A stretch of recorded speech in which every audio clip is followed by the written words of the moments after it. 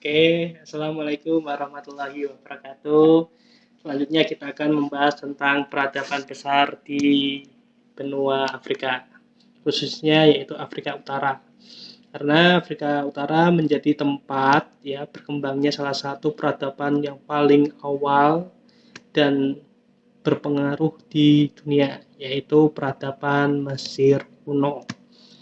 Nah, selama lebih dari 3.000 tahun ya, peradaban ini tumbuh subur di sepanjang Sungai Nil. Bisa kalian lihat ini sungai Sungai Nil ya.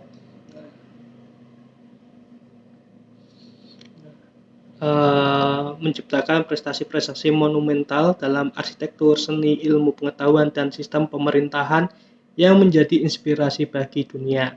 Meskipun telah lama berlalu, warisan Mesir kuno terus mempengaruhi peradaban manusia hingga hari ini. Nah, jadi Sungai Nil itu sangat besar ya, sangat luas, sangat panjang juga. Nah, Sungai Nil menjadi tulang punggung kehidupan di Mesir kuno. Sungai ini membawa lumpur yang subur, ya, yang memungkinkan pertanian yang produktif, serta menjadi jalur transportasi penting untuk perdagangan dan komunikasi. Nah, kita tahu bahwa Mesir itu merupakan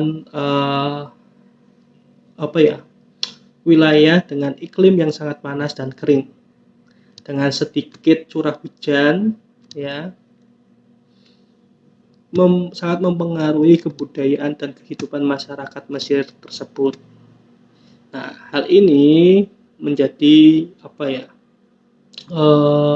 kerasnya lingkungan gurun ini, mereka untuk menghargai harmoni dengan alam. Jadi menyatulah gitu. Tidak mengeluh, wah kita tinggalnya di gurun, terus malas-malasan, tidak, melainkan mereka memanfaatkan ya apa yang ada di wilayah sekitar. Nah, Mesir dikelilingi oleh penghalang alami ya, seperti gurun di barat dan di timur. Terus ada Laut Mediterania juga di bagian utara, serta katarak Sungai Nil di selatan. Jadi di selatan itu ada Sungai Nil, di utara ada Laut Mediterania, dan di barat maupun di timur ada gurun pasir ya pastinya. Hal ini mengakibatkan wilayah Mesir ini terlindungi dari invasi ya. Berbeda pada peradaban Sungai Indus ya, yang akhirnya notabene diserang oleh bangsa Arya. Kalau ini aman gitu. Nah, kita lihat dari struktur sosialnya ya, bisa kalian lihat gambarnya juga. Yang paling tinggi yaitu Fir'aun ya, raja penguasa.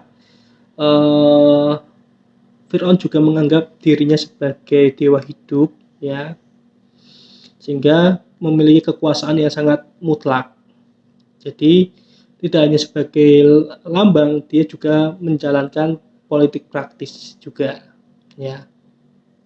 Nah, selain itu juga ia berfungsi sebagai kepala pemerintah, agama, militer, serta menjadi pusat berbagai ritual keagamaan. Pokoknya Mesir itu punyanya Fir'aun lah gitu, istilahnya seperti itu.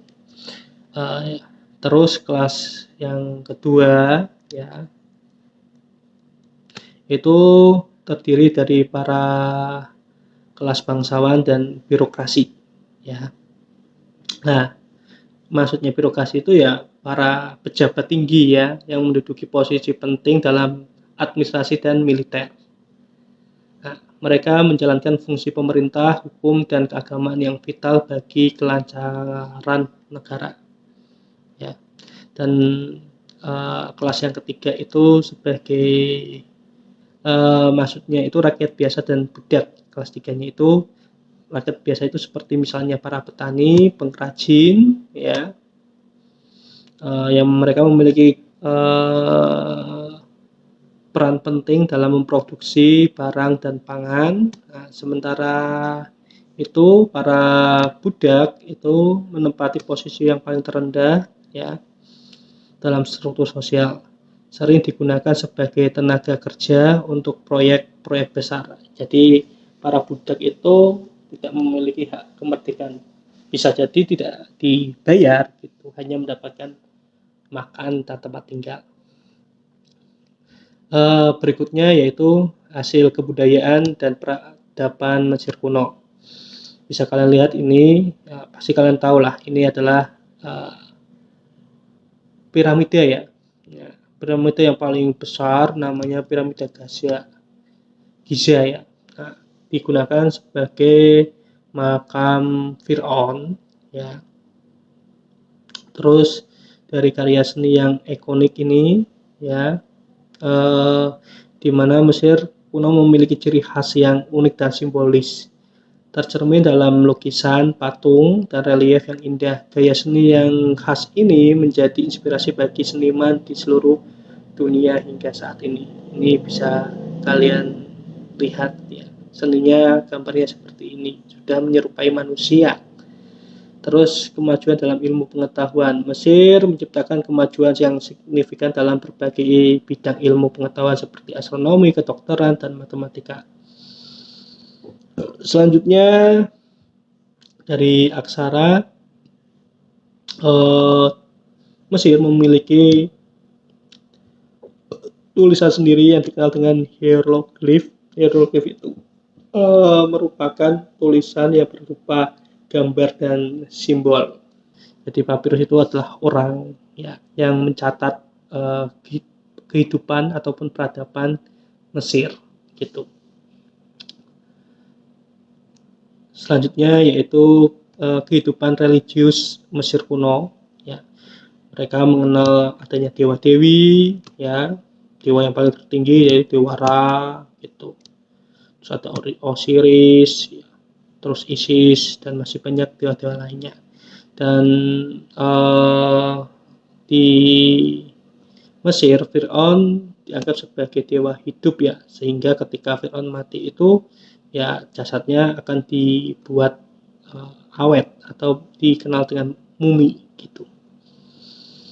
Dan mereka memiliki mitologi tentang kehidupan setelah kematian. Jadi kalau peradaban-peradaban sebelumnya itu tidak menceritakan tentang setelah mati itu bagaimana, kalau di Mesir sudah memiliki pengetahuan atau kepercayaan bahwa ketika orang sudah meninggal itu maka akan hidup di alam baka gitu, yang kekal gitu. Oke, mungkin itu saja penyampaian materi dari Pak Ato mengenai tentang peradaban Mesir kuno. Sekian, terima kasih. Wassalamualaikum warahmatullahi wabarakatuh.